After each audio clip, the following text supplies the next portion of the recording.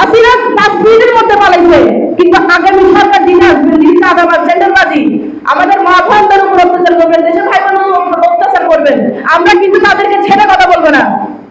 আমরা কিন্তু তাদেরকে ওই শেখ হাসিনার মতো 5 মিনিটের মধ্যে পালানোর সুযোগটাও কিন্তু দিব না।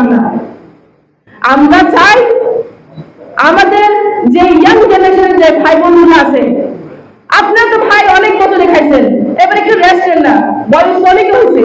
যারা আমাদের বিপক্ষে আছে তাদেরকে বলতেছি, রাজনীতিতে অনেক বছর করছেন, এবার আমাদের ইয়াং জেনারেশনের ভাই বোনদের উপর তুললেন, দেখেন ওনারা কি করতে পারে। এত বছরে আপনিও যখন কিছু করতে পারেন নাই, কিন্তু ইয়াং জেনারেশন যখন ভাই বোনরা আসছে, জুলাই যুদ্ধের মানুষগুলো যখন আসছে তখন অনেক কিছু করে দেখাইছে। আমি এটার উপরে বিশ্বাস রাখি, 25 বছরের যাবজ্জীবন কারাদণ্ড মানুষগুলো যখন আনতে পারছে ওই দেশ থেকে, ওই দেশটা কিন্তু আপনাদেরকে আমি এখন বলছি, এখন বলছি, ওইটা হচ্ছে রাষ্ট্রযন্ত্র দেশ, ওইটা কিন্তু গণতন্ত্র দেশ, ওইখান থেকে আমরা কিন্তু এতটা সহজ না। আমাদের গভর্নমেন্ট কিন্তু আমাদেরকে সাহায্য সহযোগিতা করতো, তাহলে আমাদের মানুষগুলো 1.5 বছর পর্যন্ত জেল খাটতো না। 1.5 বছর পর্যন্ত জেলে ওদেরকে এত পরিমাণ টর্চারিং করা হতো না।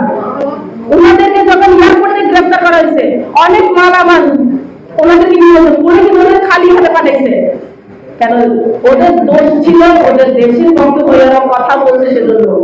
আমি চাই, আমি আমাদের গণমাধ্যম ভাই বোনগুলোর মাধ্যমে চাই এটা বলতে যে ওনারা যে ওনাদের ক্ষতিগুলো করে আসছেন, ওনারা ওনাদের জীবন জমি সবকিছু হারিয়ে যাচ্ছে, ওনাদের টাকা পয়সা সবকিছু, ওনাদের ভালো একটা লাইফ লিড হারিয়ে যাচ্ছেন।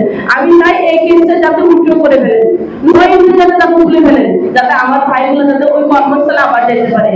যারা এখন আমাদের প্রবাসী ভাইরা আরো আছেন যারা আন্দোলন করছিলেন, তারা যাতে নিশ্চিন্তায় বাড়িতে আসতে পারেন। তারা কিন্তু এখন কিন্তু এইটার জন্য আসতে পারছেন, অনেক আতঙ্কের মধ্যে, অনেক ভয়ের মধ্যে আছেন।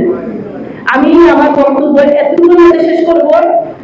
আপনারা সবাই জানেন, আমরা চাই আপনাদের মাধ্যমে যে আমাদের মানুষ আসছে